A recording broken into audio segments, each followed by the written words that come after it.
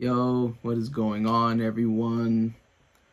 So, I recently have completed, technically, Adventure Time, as I completed season 10, the final official season of the series.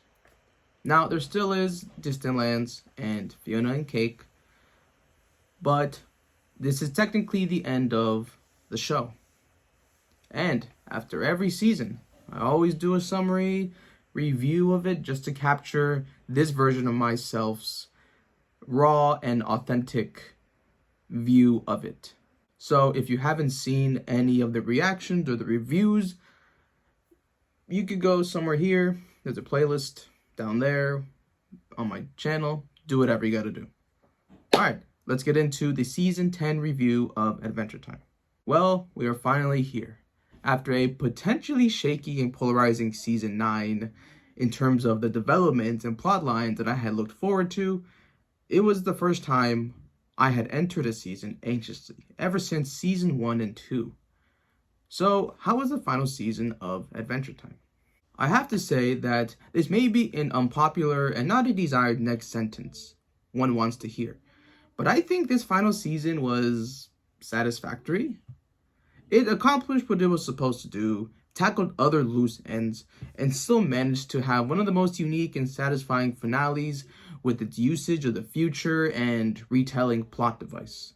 To counter this, I feel these positives can also be viewed as a major blemish of the season, as the structure between episodes felt clunky and inconsistent and just never found its footing. From random, more calm and non-centered episodes and moments, major developments that feel more confusing than sincere, and a gumballed buildup that feels like it could have ventured into more intense and darker places. It seemed that despite an amazing and fulfilling finale, the show still feels hollow and hasn't answered all its questions and concerns. I felt some more impactful and darker and bleak moments would have benefited this more battle and final stage. All that as it may be, it still managed to tackle these stories with great resolve and attention that still end up making for a sagacious final stretch of stories and character involvement. Plot and world. There's a lot to cover here, so towards the end I have utilized the wiki to just kind of get the basic points down, just so then I don't get anything misconstrued.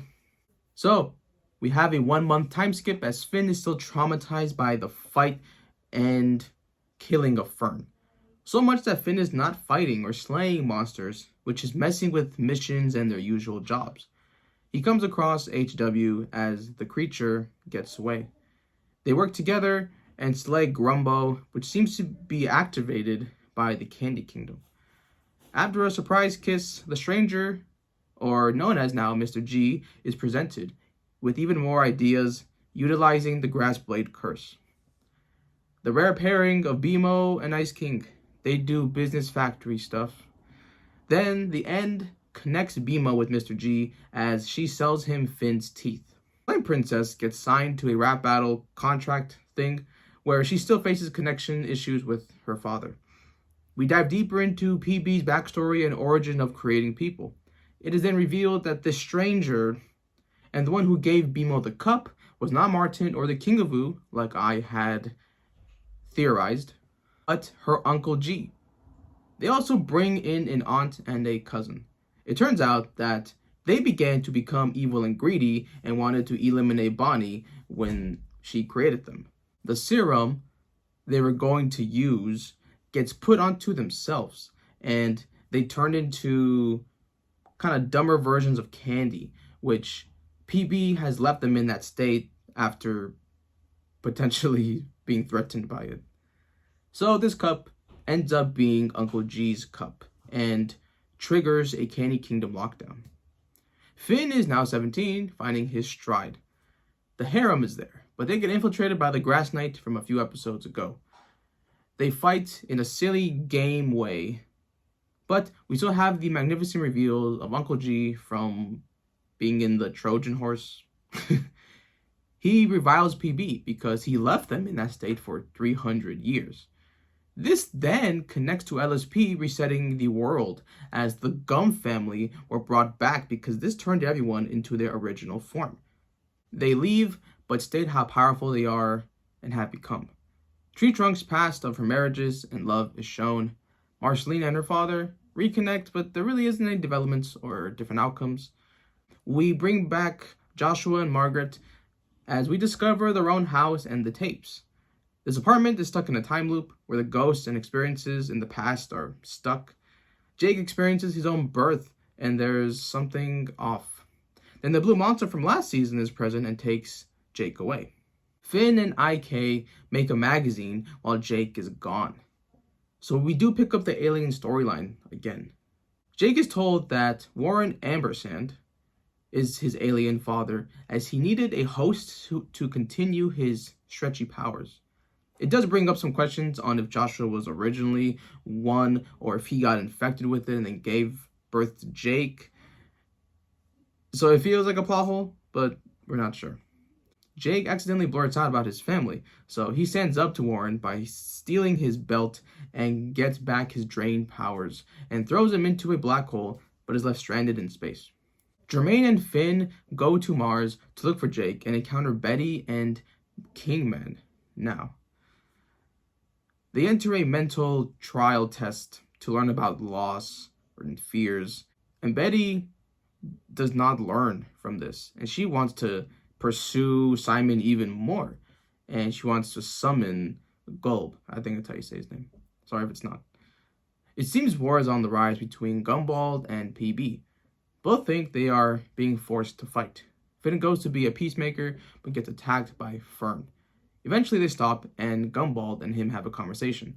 As they are talking, and near the cake machine mecha, Gumball falls, but Finn saves him, which makes him see the light of peace. They celebrate, and they accidentally throw some type of serum on them. They return to the Candy Kingdom with a peace treaty, but they notice the serum was poisonous and Peppermint Butler is turned into a baby, which makes PB declare war.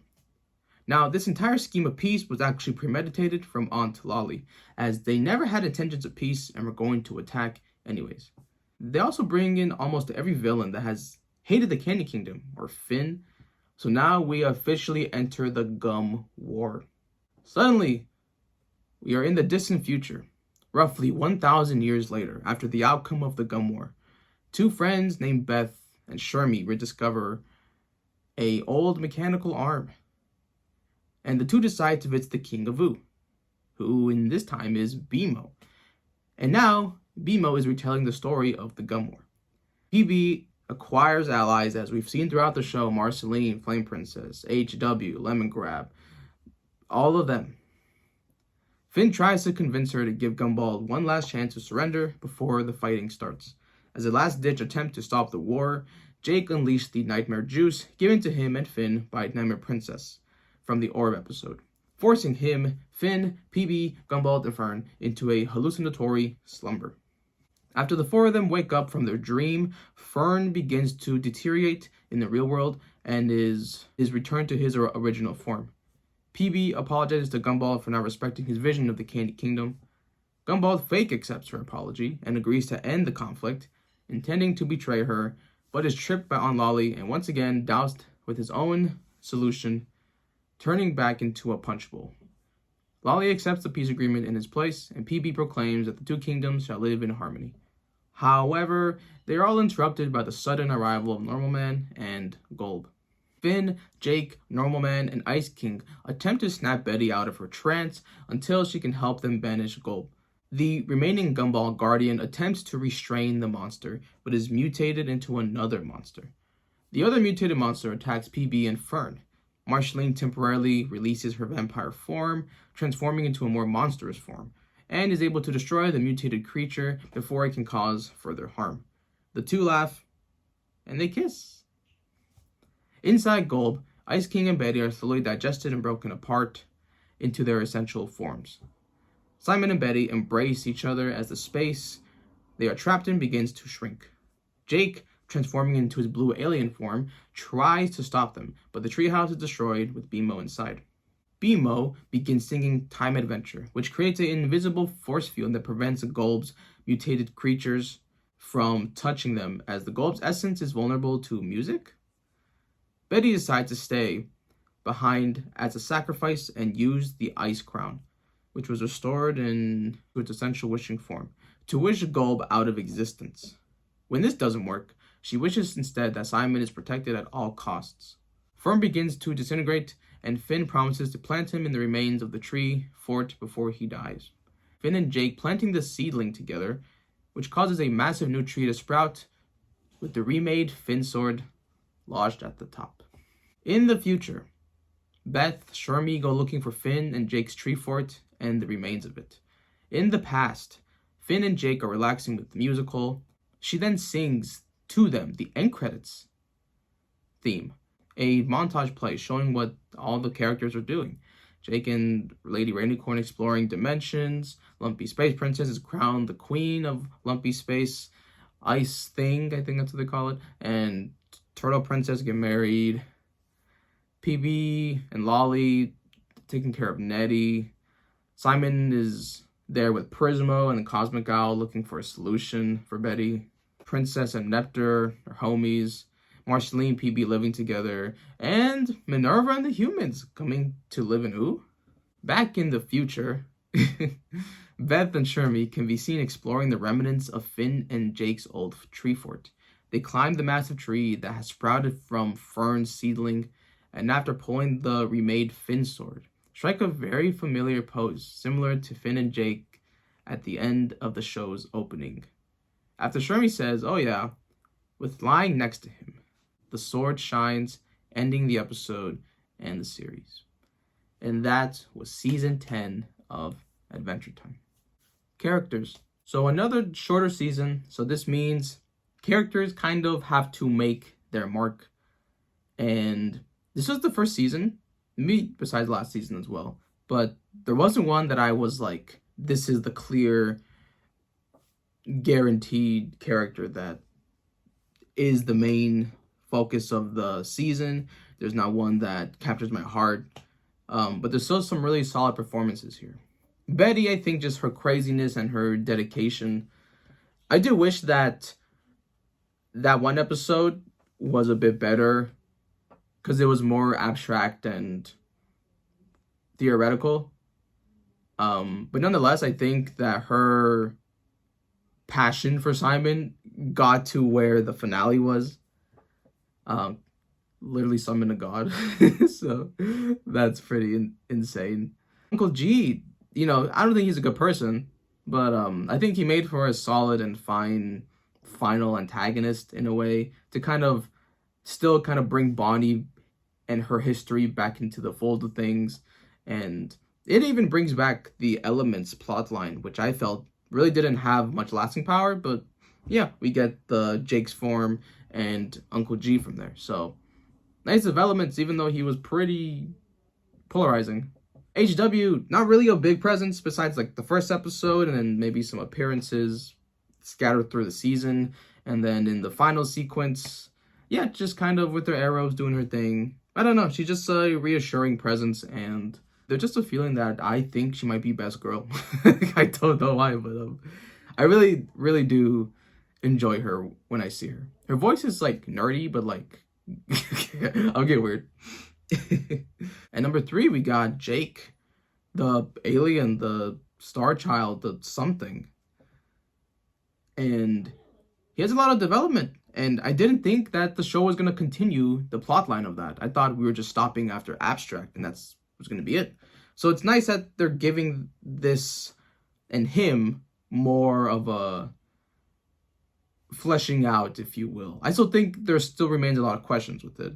But I think with Jake being in this form of identity and learning more about the parents in a way, and even in the final sequences, he's still very clutch and just a really good character overall.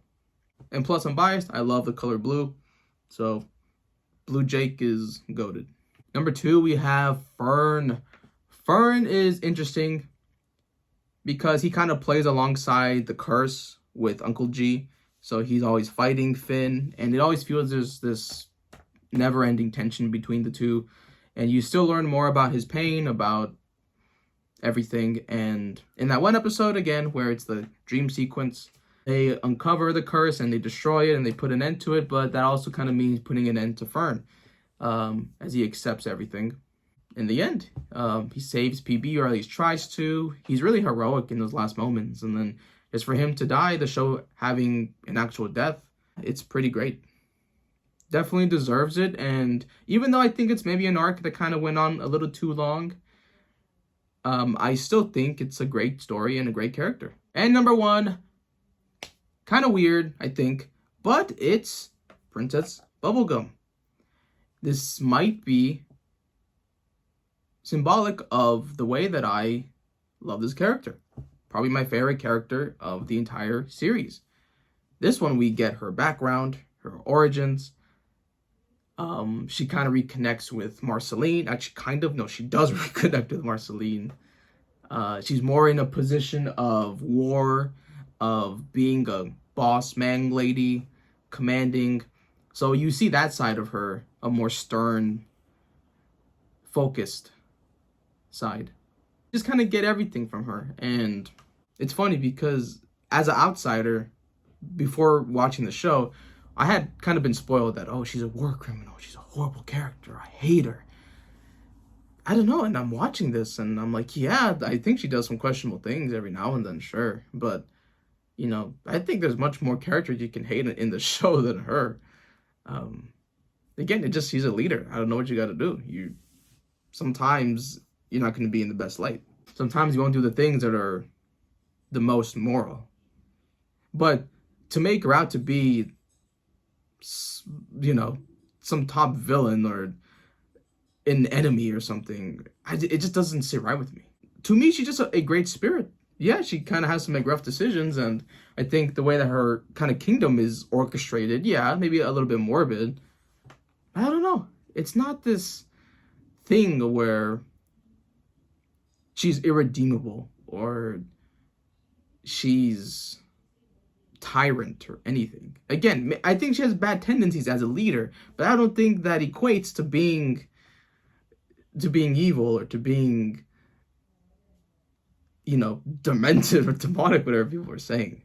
Getting back to the point at hand, I think she was the center of everything. She had the thing with Marceline, the things with Uncle G, even her background, the whole commanding of war, wanting peace, everything. So PB is my number one character for season 10. Episodes. Coming in at number 5, we have episode 10, Jake the Star Child. Did not expect him to go back to this, but I love the blue world. I love how we tackle this plotline that I thought was kind of useless. It kind of twists it and it makes it really fun and informative. Number 4, we have episode 5, 17. Finish 17, all the girlies are there, and even though I didn't really like the more silly carnival game way to squash the beef, big developments and reveals of Uncle G, and just more unveiling of PB. Number 3, we have episode 12, Gumbaldia. Here, I believe Finn is trying to acquire peace with Uncle G, and it's the episode that sets off what's to come for the finale. So just all around, it was great. It was kind of tricky. It was kind of playing with you or with the peace aspect of everything. Number 2, we have episode 4, Bonnibel Bubble Gum. So we get revealed who is Uncle G at this point, and we even dive into the origins of PB 800 years ago, as she created this family, and then the family kind of got too greedy, and it scared her, so when they accidentally transformed into those forms, she kind of just left. Again, that could leave people to think that she's in the wrong or she's evil. But again, it's just more, hey, these people were trying to kill me, so I gotta get out of here. And they're my own family that I trust, so it actually makes sense too why she kind of feels out of control when her civilians or people kind of are out of line, because it's trauma of, oh, the people that I created, they're family to me. They were trying to kill me. So again, just makes it very convoluted and complicated. More understanding. Number 1, I mean, is it really a surprise? Episode 13, come along with me. It's the finale. It's 40 minutes, 4 episodes of content, of quality, of pretty amazing story structure from the future, and it's a retelling of the Gun War. In the post-war, it's so fun to see everyone kind of doing their own thing. They use the theme song to have this beautiful montage of everyone and what they're doing. Still, there could be some things of, okay, maybe Golb is too undeveloped. Maybe the presence of Gumball and actually having no war between the two or conflict when that was built up for basically the entire season. Maybe that's also a little bit underwhelming. But still, we have the Simon and Betty forbidden love. We have the PB and Marceline embracement. Is that a word? I don't think it's a word. So just overall, there could be question marks about the landing and things that they didn't do or things that they did do. But you can't complain. This is a pretty fantastic finale and way to leave off the show, regardless of the things that were maybe underdeveloped or you expected or wanted from it. Final/overall impressions. I haven't felt this way about a season maybe since the last one. It feels like they stuck the landing, but it feels awkward, or enough wasn't accomplished to get that standing ovation that I felt the series was heading for. Perhaps what ruined a lot of my enjoyment of the series was the dismissal of these plots I looked forward to and the lack of development finally caught up to me not feeling fully invested. This made for a story that I feel was nice, but nothing remotely worth believing or being attached to. I know it sounds like I am just slandering this season and it feels like I'm underwhelmed, but just something doesn't feel right or like I experience greatness or the hit that thousands of people feel. Still, the finale did bring a pretty community-centered battle versus Golb. Betty and Simon touching moments, PB and Marcy reuniting, and a great reference to the future while establishing the past and that wonderful montage aftermath. It still has remnants of brilliance and incredible stories that the show has done time and time again. Maybe I need more time to reflect on the developments, research more, and dive into those more lore aspects. Also, maybe production and issues that I just don't know of occurred. But I'm just giving my natural, raw, and unbiased opinion. I'm giving Season 10 of Adventure Time a 7.5 out of 10. So, that's going to be it for me. We still have distant lands. Next time you see me, I will see you on those distant lands. I'll see you there.